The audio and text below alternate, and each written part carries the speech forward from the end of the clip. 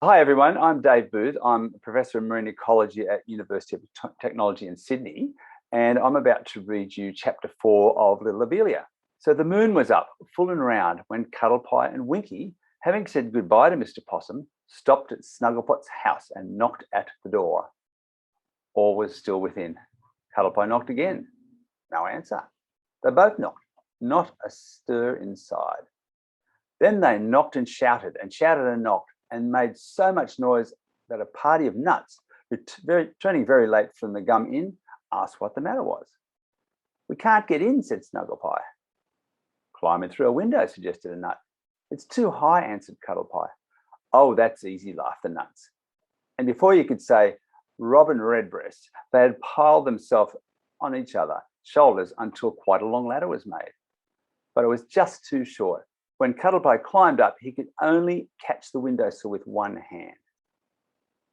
Suddenly, Winky, who was looking on, ran like lightning up over all of them and clean in at the window. Once there, he easily helped Cuddlepie in. So they thanked the nuts, who then unmade the ladder and went on their way. When Cuddlepie looked about, he found to his astonishment that Snugglepot was nowhere to be seen. What's this? Said Winky. It was the middle of a table and a mug tied to it, a leaf, on one side of which was written, "Drink this, Cuddlepie, it cures toothache." And on the other, "Then come to the waterfall at Little Creek." How kind of Snugglepot, said Cuddlepie. It's just what I need. Have some, Winky. No, thank you, said Winky, who didn't like the smell of it. Cuddlepie was always good at taking medicine, tipped up the mug and swallowed it all. No sooner had he done so than a strange look came over his face, and he began to dance and sing and turn somersaults. Then, catching Winky by the end of his tail, he threw open the door, whisked him out, and went tearing off down the road, dragging the astonished Winky after him. By this time, it was early bird rise, and a crowd of nuts had gathered at the Little Creek waterfall, as arranged, to meet Mr. Lizard and Snugglepie. When Cuddlepie and Winky bowled into their midst, they all threw up their caps and laughed and sang. Then some nuts saw a large sign on the tree. It read, "Who'll follow me down to the sea?" And then was a newly cut track leading into the bush. "I will," shouted Cuddlepie, waving his cap. "Come along, nuts." And away he went like mad, the rest all after him, helter-skelter along the new track. They had not gone far when they came to another notice saying, "Don't turn back, this is the track." So on they went. To a by and by they came to another sign. "This is the way, merry and gay." Off they went again. Presently the track took a sudden downturn into a steep gully. At the bottom splashed and gurgled a mighty stream, and here was another signboard. "To the Lizard Bridge, go over the ridge." Then all turned back over the ridge, and there they saw a monster lizard standing across the stream, his front legs on one bank and his back legs on the other. The lizard took no notice of the nuts or of the deeper water rushing under him. He just stood there, blinking his sleepy eyes and licking up any stray ants that came along. All the nuts clambered up to where his tail was smallest, walking along his huge body and crossing safely to the other side. All except Cuddlepie, who, because he danced and skipped about, lost his balance when he got into the middle and fell splash into the stream.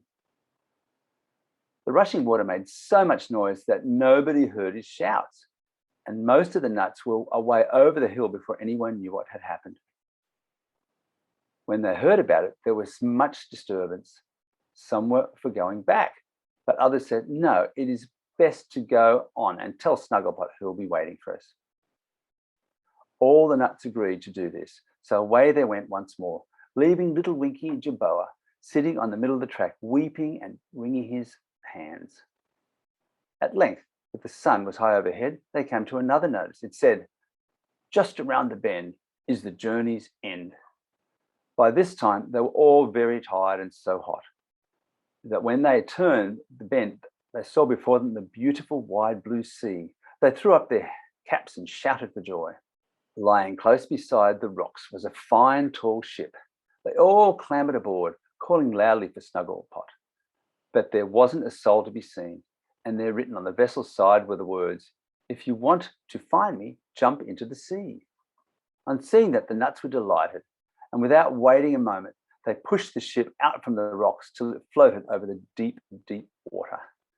There, climbing on the side, they all sprang off, just like a lot of pink frogs, and went swimming down, down, down into the cool green sea.